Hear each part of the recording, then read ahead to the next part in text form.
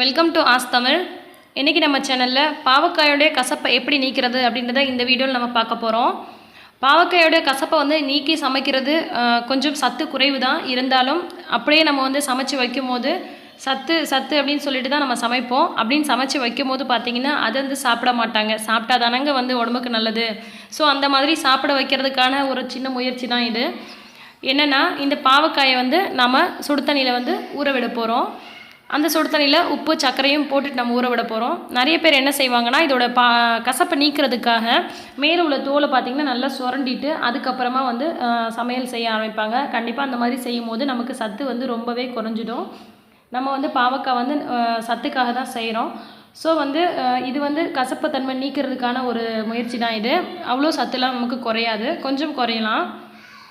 நமக்கு எந்த மாதிரி ஷேப்ஸில் வேணுமோ அந்த மாதிரி நம்ம பாவக்காயை கட் பண்ணி எடுத்துகிட்டு நம்ம சுடு தண்ணியில் உப்பு சர்க்கரை போட்டு நம்ம ஊற வைக்க போகிறோம். இது நம்ம போட்டு ரொம்பலாம் கொதிக்க விட போகிறதில்ல. ஸோ நமக்கு கசப்பு போகுமே தவிர நமக்கு சத்து குறையாது.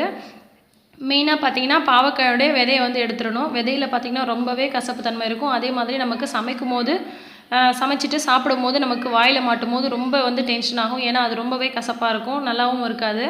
ஸோ விதையை நல்லா நீக்கிடலாம் நம்ம எல்லா விதைகளையும்.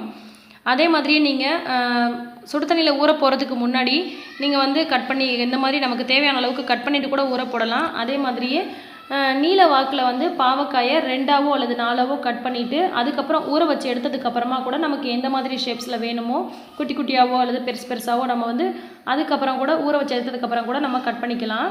இப்போ நான் இந்த மாதிரி ரவுண்டாக கட் பண்ணிக்கிறேன். இந்த மாதிரி கட் பண்ணிவிட்டு இதில் கை பொறுக்கக்கூடிய அளவுக்கு சூடு இருந்தாலே போதும். தண்ணி நம்ம ஊற்றக்கூடிய தண்ணி இது கை பொறுக்கக்கூடிய அளவுக்கு சூடாக இருக்குது. ஸோ இந்த தண்ணியை நான் இதில் ஊற்றிடுறேன்.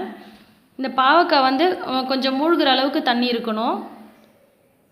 எல்லா பாவக்காயிலையும் அந்த சுடு தண்ணி பட்டிருக்கணும். ஸோ நமக்கு அப்போ நல்லா கசப்பு இறங்கிடும்.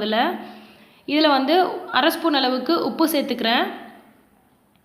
1/2 ஸ்பூன் அளவுக்கு சர்க்கரை சேர்த்துக்கிறேன். இந்த உப்பும் சர்க்கரையும் அந்த சுடு தண்ணியில் போட்டிருக்கனால பார்த்திங்கன்னா இந்த பாவக்காயோட கசப்பை நல்லா எடுத்துரும். அதே மாதிரி நமக்கு கொதிக்கலாம் விட போகிறதில்ல. ஸோ நமக்கு அந்த கசப்பு தன்மை தான் போகுமேக்கோசரம் நமக்கு ரொம்பவே சத்துலாம் குறையாது. ஸோ கவலைப்பட வேண்டாம். இந்த மாதிரி 5லேருந்து ஒரு 10 நிமிஷம் நம்ம இதை ஊற விட்டுறலாம். 5-10 நிமிஷத்துக்கு அப்புறமா நம்ம இதை வடித்து எடுத்துடலாம்.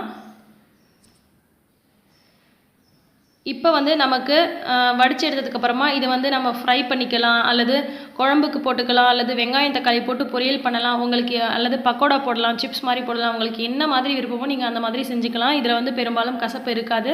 ஸோ எல்லாருமே குழந்தைங்கலேருந்து பெரியவங்க வரைக்கும் எல்லாருமே விரும்பி சாப்பிடுவாங்க. இந்த பாவக்காய் பழுத்து போயிடுச்சுன்னா தூக்கி போட்டுருவாங்க. பட் நான் அந்த பழுத்து போன பாவக்காயில் ஒரு ரெசிபி செஞ்சேன். ரொம்ப ரொம்ப டேஸ்ட்டாக இருந்துச்சு. அந்த வீடியோட லிங்க் நான் கீழே டிஸ்கிரிப்ஷனில் கொடுக்குறேன். வேணும்னா நீங்கள் போய் பார்த்துக்கோங்க. இன்னும் அன்றாட வாழ்க்கைக்கு தேவையான சூப்பரான டிப்ஸ் அண்ட் ஐடியாஸ் உடனுக்குடன் தெரிஞ்சுக்க நம்ம ஆஸ் தமிழ் சேனலை சப்ஸ்கிரைப் பண்ணிவிட்டு பக்கத்தில் இருக்கிற பெல் ஐக்கானை கிளிக் பண்ணிவிடுங்க. எல்லா புகழும் இறைவனுக்கே. நன்றி.